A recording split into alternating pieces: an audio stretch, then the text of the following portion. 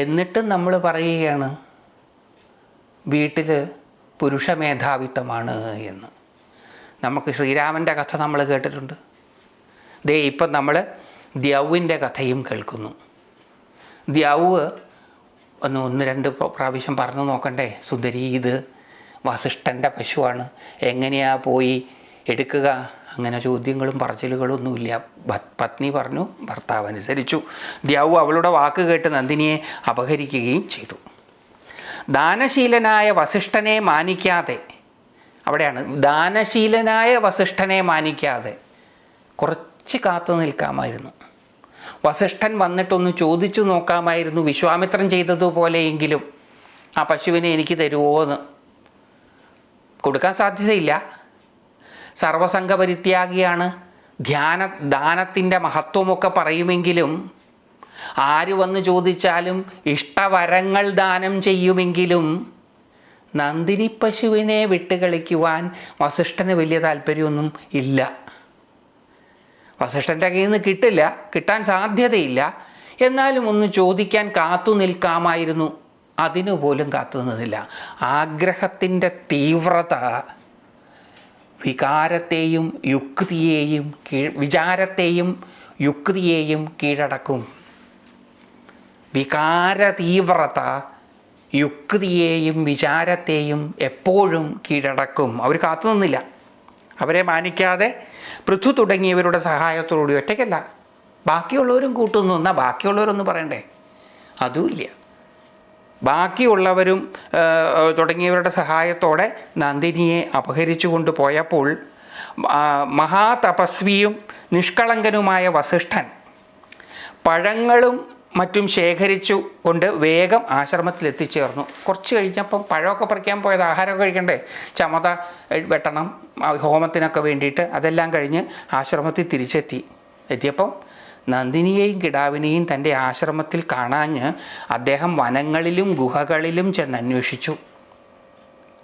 പോയതൊക്കെ പൊക്കോട്ടെ, വരുന്നതൊക്കെ വന്നോട്ടെ എന്നല്ല അദ്ദേഹവും വിചാരിച്ചത്. ശ്രീരാമചന്ദ്രസ്വാമി ലക്ഷ്മണനോട് സമാധാനത്തോടുകൂടി ജീവിക്കാനുള്ളൊരു മഹത്തരമായ ഉപദേശം പകർന്നു കൊടുക്കുന്നുണ്ട് രാമായണത്തിൽ. പോകുന്നതിനെയെല്ലാം പോകാൻ അനുവദിക്കുക, വരുന്നതിനെയെല്ലാം വരാൻ അനുവദിക്കുക. ഗതം ഗതം സർവം ഉപേക്ഷണീയം, ആയാതമായാതം സർവം അപേക്ഷണീയം. വരുന്നതിനെ സ്വീകരിക്കുക, പോകുന്നതിനെ ഉപേക്ഷിക്കുക. ഇതൊന്നും വസിഷ്ഠനും ചെയ്തില്ല. വലിയ യോഗീശ്വരനാണ് വസിഷ്ഠൻ. പക്ഷേ എൻ്റേതെന്ന് ഞാൻ കരുതുന്നത് എൻ്റെ സമ്മതമില്ലാതെ എനിക്കില്ലാതെയായാൽ അത് എന്നെ അസ്വസ്ഥനാക്കും. വസിഷ്ഠനായാലും ശരി, ഗിരീഷ് കുമാർ ആയാലും ശരി. ഒന്നും കൂടി പറയാൻ, ഞാൻ വളരെ പ്രധാനപ്പെട്ട ഒരു കാര്യമാണ്.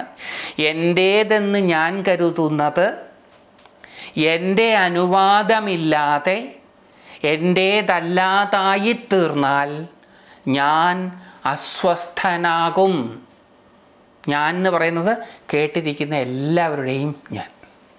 അങ്ങനെയാണ് അസ്വസ്ഥത ഉണ്ടാകുന്നത്. അതേസമയത്ത് എൻ്റേതാണെന്ന് ഞാൻ കരുതുന്നത് എൻ്റെ അനുവാദത്തോടുകൂടി എൻ്റേതല്ലാതായാൽ, ഞാൻ നിങ്ങൾക്ക് തന്നാൽ എനിക്കത് അസ്വസ്ഥത ഉണ്ടാക്കില്ല എന്ന് മാത്രമല്ല, അതെനിക്ക് സന്തോഷത്തെ ജനിപ്പിക്കുകയും ചെയ്യും. നിവൃത്തികേട് കൊണ്ടല്ല അത് ചെയ്യുന്നത് എങ്കിൽ. അപ്പം ഇവിടെ വസിഷ്ഠൻ എന്ത് ചെയ്തു? നന്ദിനി പശുവിനെയും കിടാവിനെയും കാണാതായപ്പം അദ്ദേഹം വനങ്ങളിലും ഗുഹകളിലും ഒക്കെ ചെന്ന് അന്വേഷിച്ചു. പണ്ട് സീതാദേവിയെ നഷ്ടപ്പെട്ടപ്പോൾ ശ്രീരാമചന്ദ്ര സ്വാമി എല്ലായിടത്തും അന്വേഷിച്ചതുപോലെ. ധേനുവിനെ കാണാനില്ല എന്നായപ്പോൾ തേജസ്വിയായ അദ്ദേഹത്തിന് അതികഠിനമായ കോപം വന്നു. എൻ്റെ ആശ്രമത്തിൽ നിന്ന് എൻ്റെ അനുവാദമില്ലാതെ കട്ടോണ്ട് പോവുകയോ? വസുക്കളാണ് ധേനുവിനെ അപഹരിച്ചത് എന്ന് വാരുണി, മിത്രാവരുണന്മാരുടെ പുത്രനായിട്ടായിരുന്നു വസിഷ്ഠൻ്റെ മൂന്നാമത്തെ ജന്മം. അങ്ങനെ വസിഷ്ഠനെ വാരുണി എന്നും വിളിക്കും. അപഹരിച്ചതെന്ന് വാരുണി അറിഞ്ഞിട്ട് എന്നെ അപമാനിച്ചുകൊണ്ട് എൻ്റെ ധേനുവിനെ അപഹരിച്ചതിനാൽ വസുക്കൾ എല്ലാം മനുഷ്യയോനിയിൽ ജനിക്കേണ്ടി വരും, സംശയമില്ല. ശാപം കൊടുത്തു. ഇവർക്ക് ദേഷ്യം വന്നോ ഇവർ ശപിക്കും. നമ്മളും അങ്ങനെ തന്നെയാണ്. ഞാൻ ഇതിനു മുമ്പ് പല ഘട്ടങ്ങളിൽ പറഞ്ഞിട്ടുണ്ട്, നമുക്ക് ദേഷ്യം വന്നാൽ നമ്മൾ പ്രാകും. അതുകൊണ്ട് വലിയ കുഴപ്പമൊന്നും ഉണ്ടാവില്ല. എന്താ കാരണം? നമ്മളുടെ അഹംബോധം വളരെ സങ്കുചിതമാണ് എന്നുള്ളത് കൊണ്ടാണത്. നേരെ മറിച്ച് വസിഷ്ഠൻ പശുക്കളെ കാണാതായി, വസിഷ്ഠൻ്റെ പശുക്കളെ കാണാതായി, പശുവിനെയും കിടാവിനെയും കാണാതായി. അന്വേഷിച്ചു. ആദ്യം അദ്ദേഹം എന്താ ചെയ്തത്? ആദ്യം അദ്ദേഹം സമീപ പ്രദേശങ്ങളിൽ മുഴുവൻ അന്വേഷിച്ചു. അവിടെ ഒന്നും കണ്ടില്ല, അവിടെ ഒന്നും കാണാനില്ല എന്ന് മനസ്സിലാക്കിയിട്ട് അദ്ദേഹം തൻ്റെ തപശക്തി ഉപയോഗിച്ച് ആലോചിച്ചു. അപ്പോൾ അദ്ദേഹത്തിന് മനസ്സിലായി വസുക്കളാണ് ഇതിനെ അപഹരിച്ചതെന്ന്. എന്നെ അപമാനിച്ചുകൊണ്ട് എൻ്റെ ധേനുവിനെ അപഹരിച്ചതിനാൽ വസുക്കൾ എല്ലാം മനുഷ്യയോനിയിൽ ജനിക്കേണ്ടി വരും, സംശയമില്ല. യോഗവാസിഷ്ഠം ശ്രീരാമചന്ദ്രസ്വാമിക്ക് ഉപദേശിച്ചു കൊടുത്ത വസിഷ്ഠ മഹർഷിയാണിത്. എന്നെ അപമാനിച്ചുകൊണ്ട് എൻ്റെ ധേനുവിനെ അപഹരിച്ചതിനാൽ ഞാൻ, അത് പോണം പോണം പോണം എന്നൊക്കെ പറയാൻ എളുപ്പമാണ്, അത് പോവുകയില്ല. വെറുതെയാണ് അതിനെ ഇല്ലാതാക്കാൻ വേണ്ടി പരിശ്രമിക്കുന്നത്. ആ പരിശ്രമം ശരിയായ ആധ്യാത്മികതയല്ല. ഞാൻ എന്ന നമ്മളുടെ ബോധത്തെ, അഹംബോധത്തെ, സ്വൽപ്പാഹംബോധത്തെ ഇല്ലാതെയാക്കാൻ സാധ്യമല്ല. വസിഷ്ഠന് വരേണ്ടത്, മഹാതപസ്വിയായ മിത്രാവരുണന്മാരുടെ പുത്രനായിട്ടാണ് അദ്ദേഹം ജനിക്കുന്നത്. ആ വാരുണിക്ക് വരെയുണ്ട് ഞാൻ എന്ന ബോധം. അദ്ദേഹത്തിന് ഇല്ലാതാക്കാൻ സാധിക്കാത്ത ഞാൻ എന്ന ബോധത്തെയാണോ ഞാനും നിങ്ങളും അല്പനേരത്തെ ശുഷ്കമായ തപസ്സുകൊണ്ട് ഇല്ലാതാക്കാൻ ശ്രമിക്കുന്നത്? അതാലോചിക്കേണ്ടതാണ്. വ്യാസഭഗവാൻ വസിഷ്ഠനെ ഒട്ടും കുറച്ചു കണ്ടിട്ടില്ല ഇങ്ങനെയൊക്കെ പറഞ്ഞതുകൊണ്ട്.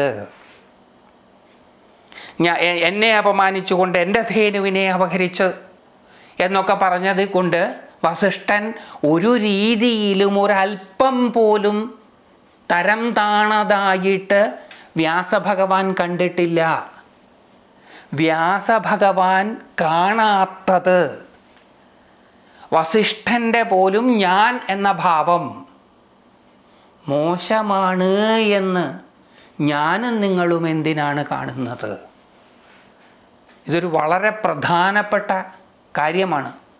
കാരണം ഇവിടെ സകലമാന ആധ്യാത്മികരും സർവദാ പറഞ്ഞു നടക്കുന്നത് അഹങ്കാരമില്ലാതാക്കണം, അഹങ്കാരമില്ലാതാക്കണം. ആരുടെയും അഹങ്കാരമില്ലാതെയായതായിട്ടു നമുക്കറിയുകയില്ല. ഞാൻ എന്ന പദപ്രയോഗത്തിനു പകരം നാം എന്ന് പ്രയോഗിച്ചതുകൊണ്ടോ, ഞാൻ എന്ന പദപ്രയോഗത്തിന് പകരം നമ്മൾ, നമുക്ക് എന്ന് പ്രയോഗിച്ചതുകൊണ്ടോ ഒരാളുടെ അഹങ്കാരമില്ലാതെയാവുകയില്ല. ഇത് കേൾക്കുമ്പോൾ നിങ്ങൾക്ക് ചിലപ്പം ഇഷ്ടപ്പെട്ടില്ല എന്നൊക്കെ വരും. പക്ഷേ ഇത് സത്യമാണ്. ഗീർവാണം അടിക്കാൻ എളുപ്പമാണ്, പക്ഷേ അത് പ്രാവർത്തികമാക്കാൻ അത്ര എളുപ്പമല്ല. നമുക്ക് ഈ പലരെയും ശരിക്കും അറിയില്ല. നമ്മൾ അവരെ വേദിയിൽ നിന്നും മറ്റുമാണ് കാണുന്നത്. നമുക്ക് അവരുമായിട്ട് നേരിട്ട് വലിയ ഇടപെടലുകളൊന്നുമില്ലാത്തതുകൊണ്ട് നമുക്ക് പലപ്പോഴും പലരെ പറ്റിയും പലതും തോന്നും. അതൊന്നും യാഥാർത്ഥ്യവുമായിട്ട് പൊരുത്തമുള്ളതായിക്കൊള്ളണമെന്നില്ല. അതുകൊണ്ട് അഹങ്കാരത്തെ പറ്റിയിട്ട് അനാവശ്യമായിട്ട് വിചാരിച്ചു വിവശരാകുന്നതിൽ ഒരർത്ഥവും ഇല്ല. മറ്റുള്ളവർക്കത് ബുദ്ധിമുട്ടാകാതെ നോക്കിയാൽ നല്ലത്. ബുദ്ധിമുട്ടായാലോ അവർ കൈകാര്യം ചെയ്തുകൊള്ളൂ. അത് ബാക്കിയുള്ളവർക്കറിയാലോ ഇതൊക്കെ എങ്ങനെയാണ് ഡീൽ ചെയ്യേണ്ടതെന്ന്. അപ്പോൾ അതുകൊണ്ട് മറ്റുള്ളവർക്ക് ബുദ്ധിമുട്ടുണ്ടാക്കാത്ത വിധത്തിലാക്കിയാൽ നല്ലത് എന്നേ പറയാൻ പറ്റുകയുള്ളൂ. ഏതിനെ അഹങ്കാരത്തെ ഇല്ലാതാക്കണമെന്നുണ്ടെങ്കിൽ പരമമായതിനെ തിരിച്ചറിഞ്ഞാൽ മാത്രമേ സാധ്യമാവുകയുള്ളൂ. അപ്പോൾ അല്പാഹംബോധം സർവാഹംബോധമായി തീരും, സങ്കുചിത ബോധം വികസിത ബോധമായി തീരും. അപ്പം നമ്മൾ പരിശ്രമിക്കേണ്ടത് അഹങ്കാരത്തെ ടാക്കിൾ ചെയ്യാനും ഇല്ലാതാക്കാനുമല്ല, മറിച്ച് ഇതിനെ വികസിപ്പിക്കുവാനും പരമമായതാണ് താൻ തന്നെ എന്ന് തിരിച്ചറിയുവാനുമുള്ള വഴികൾ തേടുകയാണ് വേണ്ടത്. ഭാഗവതത്തിൽ തുടർന്ന് മുന്നോട്ട് പോകുമ്പോൾ അതിനുള്ള പല വഴികളും പലയിടങ്ങളിലും വെച്ച് നമുക്ക് പരിചയപ്പെടാം. അതുകൊണ്ട് ഈ എന്നെ അപമാനിച്ചുകൊണ്ട് എൻ്റെ ധേനുവിനെ അപഹരിച്ചതിനാൽ വസുക്കളെല്ലാം മനുഷ്യയോനിയിൽ ജനിക്കേണ്ടി വരും, സംശയമില്ല. ഇത് ഇന്നത്തെ കാലത്ത് ഒരു സാധാരണ രാഷ്ട്രീയ നേതാവായിരുന്നു പറഞ്ഞിരുന്നതെങ്കിൽ, ഒരു മന്ത്രിയോ പ്രധാനമന്ത്രിയോ മുഖ്യമന്ത്രിയോ മറ്റോ ആയിരുന്നു പറഞ്ഞിരുന്നത് എങ്കിൽ എന്തായിരുന്നിരിക്കും ഇവിടെ പുകില്.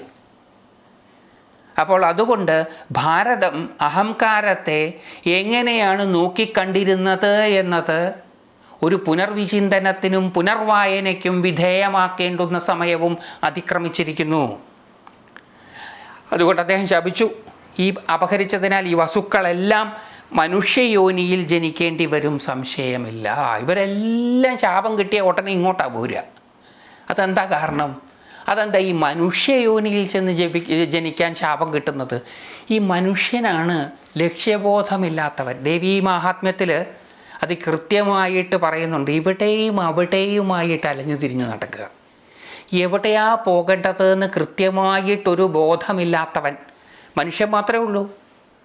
മനുഷ്യൻ്റെ ധാരണ അവൻ ഏതോ കൊമ്പത്തിരിക്കുന്നവൻ എന്നാണ്.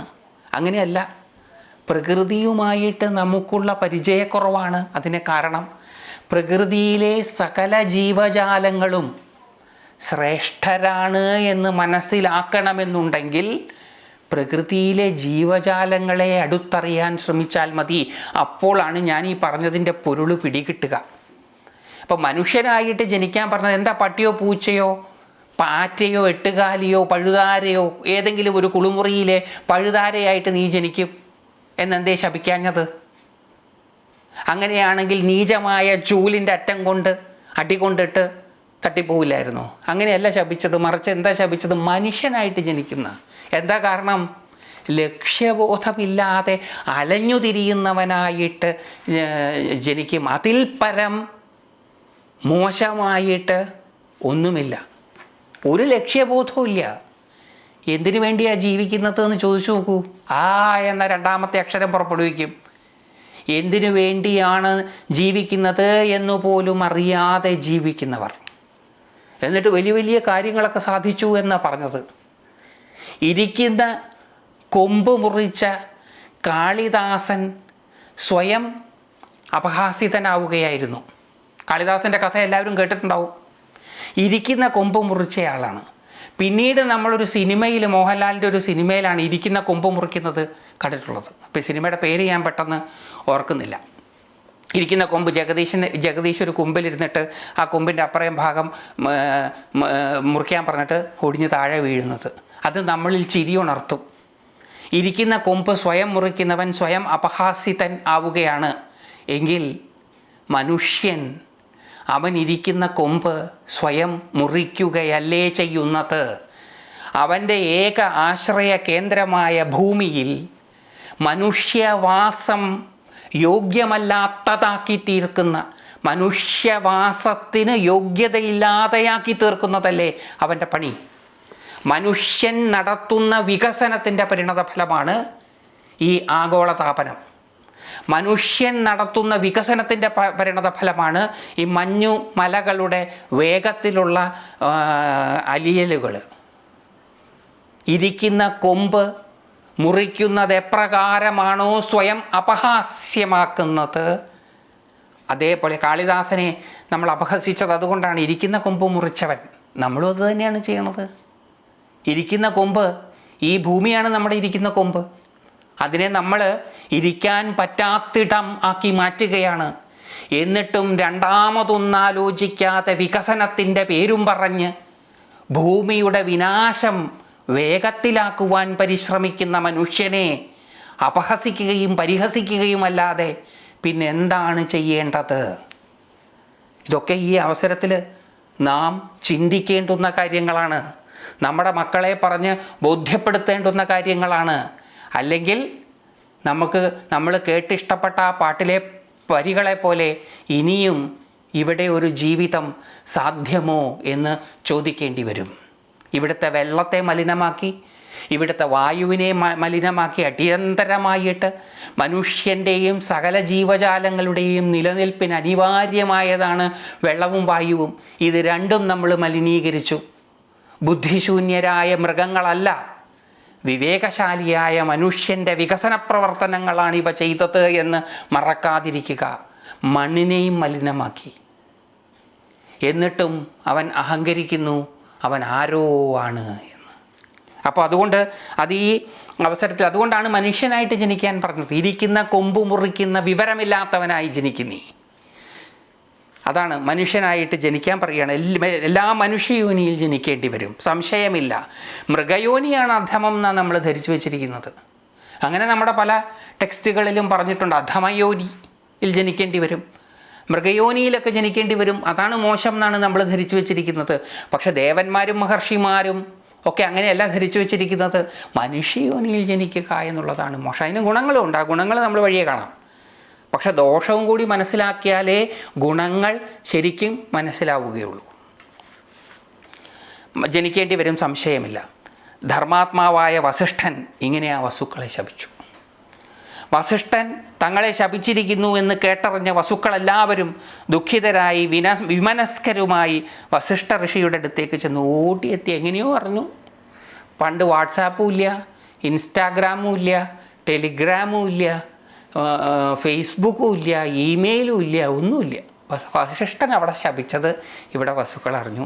നമുക്ക് ഗുണമല്ലാത്ത തീരുമാനങ്ങൾ ആരെവിടെ എടുത്താലും അത് ഉടനടി നമ്മൾ അറിയുന്നതുപോലെ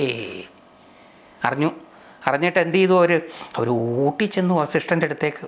എങ്ങനെയാണ് ചെന്നത്? ദുഃഖിതരും വിമനസ്കരുമായി വസിഷ്ഠ മഹർഷിയുടെ അടുത്തേക്ക് ചെന്നു. പ്രസാദിപ്പിച്ചുകൊണ്ട് വസുക്കൾ ആ മുനിയെ ശരണം പ്രാപിച്ചു. അദ്ദേഹത്തെ സേവിച്ച് പ്രസാദിപ്പിച്ചുകൊണ്ട് ആ മുനിയെ ശരണം പ്രാപിച്ചു. ദീനരായി തൻ്റെ മുമ്പിൽ നിൽക്കുന്ന വസുക്കളോട് ധർമാത്മാവായ വസിഷ്ഠ മുനി പറഞ്ഞു, ഓരോ വർഷവും ഓരോരുത്തരായി നിങ്ങളെല്ലാം ശാപവിമുക്തരാകും.